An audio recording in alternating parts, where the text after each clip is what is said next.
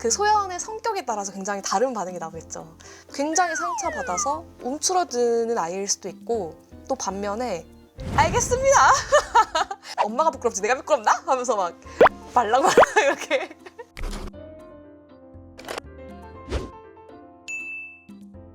더 나은 글쓰기를 약속합니다. 여기는 써드림 첨삭소입니다. 써드림 첨삭소에서는 다양한 글들을 작가가 직접 첨삭해드리는데요. 저는 오늘 첨삭을 맡은 하미나 작가입니다. 반갑습니다. 저는 최근에 나를 갈라 나를 꺼내기라는 책을 출간하였고요. 과학과 여성, 글쓰기를 중심으로 한 사람 몫의 진실을 찾아가는 여정을 담았습니다. 그 즐거움을 좀 만끽해 주셨으면 좋겠습니다. 제가 오늘 고른 글은 사님의 산문, 누군가에게 버려졌다는 기분을 느낄 때입니다. 리나 작가님이 운영하는 글방, 하마글방의 연말 모임에서 이 글의 초안을 낭독하게 되었습니다. 써둔 지는 꽤 되었지만 그동안은 두렵고 용기가 나지 않아 아무에게도 보여주지 못했던 글이었습니다. 그런데 그날 낭독을 한 뒤 신뢰할 수 있다고 느끼는 몇몇 사람들에게는 이 글을 보여줄 수 있겠다는 생각이 들었습니다. 선정 여부와 상관없이 이런 기회를 마련해 주셔서 감사한 마음입니다. 원하는 첨삭 포인트는 시점을 전환할 때 활용할 수 있는 글쓰기 팁이 궁금하다고 보내주셨어요. 그리고 제가 이 글을 읽었을 때 느꼈던 점은 글을 쓴 이가 이 경험을 어떻게 서술할지 아직 헷갈려하고 있거든요. 여러 가지 질문을 하고 있어요. 하나, 헤어질 시간이 되어 잘 가라고 인사 놔두던 상대가 먼저 뒤돌아버릴 때. 둘, 여럿이 참여한 줌회의가 끝나고 사람들이 순식간에 나가버려 혼자 남겨졌을 때. 셋, 지쳐서 집에 가고 싶은 걸 억누르고 있는데 상대가 갑자기 이제 갈까? 라고 물을 때. 갑자기 또 점프를 해요. 그래서 버리다는 것에 대해서 생각을 하는 문장이 나와요. 그럼 그때 내가 목격한 건 뭐였지? 또 질문이 시작돼요. 그리고 장면이 시작이 됩니다. 드디어 이야기가 시작되고 있어요.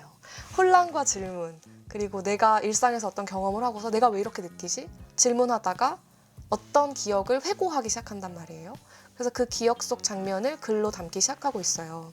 잘 설명되지 않는 경험을 글로 적을 때 생기는 어떤 내면에서 일어나는 일인 거죠. 제가 만약에 이 글을 쓴 사람이라면 과감하게 여기서부터 시작을 해볼 것 같습니다. 왜냐하면 내가 이 장면이 해석이 안 되잖아요. 그러면 어떻게 하면 되냐면 판단하는 자아를 이렇게 줄이고 관찰하는 자아로만 쓰는 거예요. 이 장면을 해석하거나 설명하는 몫을 독자에게 넘겨버리세요.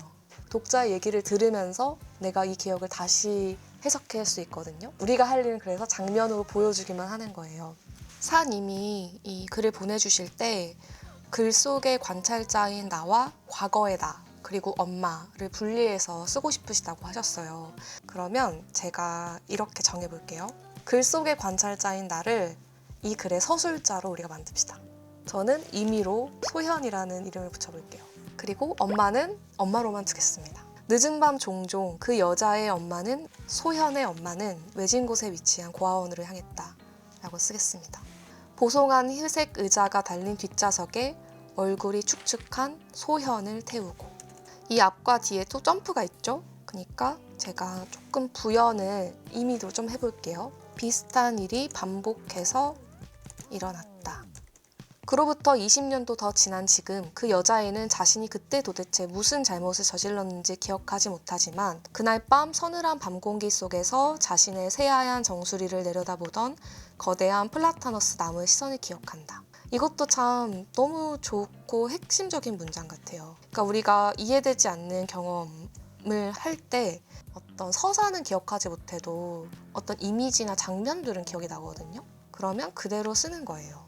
주렁주렁 달린 침울한 눈, 코, 입을 떼어내지 못하고 도착한 집에서 무슨 일 있었냐는 듯 장본 것을 정리하던 엄마와 애써 모른 척하던 동생도. 슬프고 잔인한 장면이죠. 더 자세하게 한번 생각해보시면 좋겠어요. 동생의 표정이 떠오르는 것인가요? 혹은 동생의 자세가 떠오르는 것인가요? 저는 동생의 표정이라고 좀 더 좁혀보겠습니다. 그 여자에게는 집이라는 공간도 안락함을 주지 않았다. 집 안에 있다가도 언제든 집 밖으로 버려질 수 있었다. 도가 나오니까 약간 헷갈려요. 왜냐하면 앞에 다른 공간이 나오지 않았기 때문에. 소연에게 집은 안락함을 주는 공간이 아니었다. 이게 좀 더 정확할 것 같아요. 왜 그런지 묻고 싶어지겠죠? 독자 입장에서는. 그럼 좀 부연을 해주는 거예요. 팬티도 엄마가 사준 거니 그것까지 다 벗고 나가라며 입고 있던 면 팬티를 끌어내리는 손길에 그 여자애는 저항 한번 하지 않고 무릎을 들어 다리를 빼냈다. 독자로서 궁금해져요. 왜냐하면 소연의 반응이 잘 나와 있지 않거든요. 소연이 어떤 태도로 차가운 계단을 오르내리면서 피해 다녔는지가 나와 있지 않아요. 그 소연이 발가벗겨졌을 때 그 소연의 성격에 따라서 굉장히 다른 반응이 나오겠죠. 굉장히 상처받아서 움츠러드는 아이일 수도 있고, 또 반면에 알겠습니다. 엄마가 부끄럽지 내가 부끄럽나? 하면서 막 말랑말랑 이렇게. 그러니까 이거는 독자에 따라서 되게 다르게 해석이 될 거거든요. 여기서 소연의 반응, 태도를 조금 서술해 주시면 이 장면이 그려지는데 독자가 더 어떤 그려지는 부분이 있을 것 같아요. 그러다가 옆집 오빠를 마주쳤다.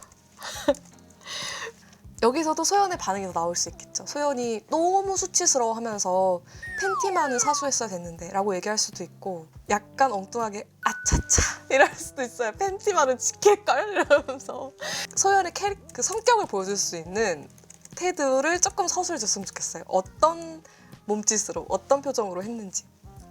여전히 그 여자애는 자신이 무슨 잘못 때문에 쫓겨나는지 먼지 한 톨만큼 기억하지 못했다. 다만 20년이 지난 지금까지도 기억하는 것은, 잊지 못하는 것은 주황빛 센서 등 아래에서 벽에 달라붙어 있는 저를 쳐다보던 속을 알 수 없는 눈동자와 의미 모를 미소였다.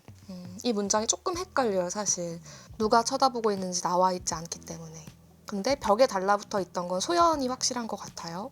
그래서 이거는 좀 분명하게 이렇게 써볼게요. 다만 떠오르는 건 벽에 달라붙어 있던 소현을 쳐다보던 주황빛 센서 등 아래에 속을 알 수 없는 눈동자와 의미 모를 미소였다. 이렇게 마무리를 해보겠습니다. 그 다음에 다시 처음으로 돌아가는 거예요. 누군가에게 버려졌다는 기분이 느낄 때 이런 얘기들이 나오죠.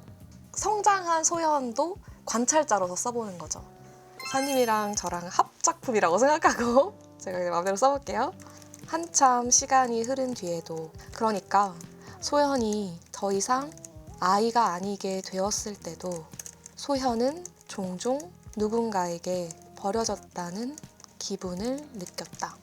얘기하고 첫째, 둘째, 셋째를 가지고 오는 거죠. 제가 이걸 다 복사 붙여넣기 해볼게요.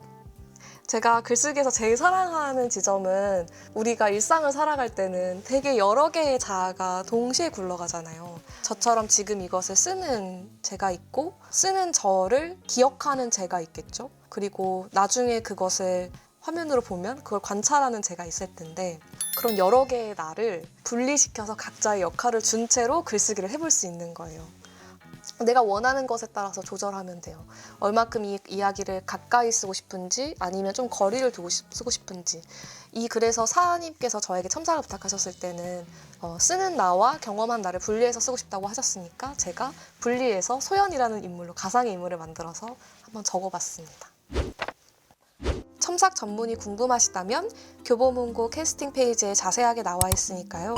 영상 하단에 더보기를 클릭해 링크 확인해주세요.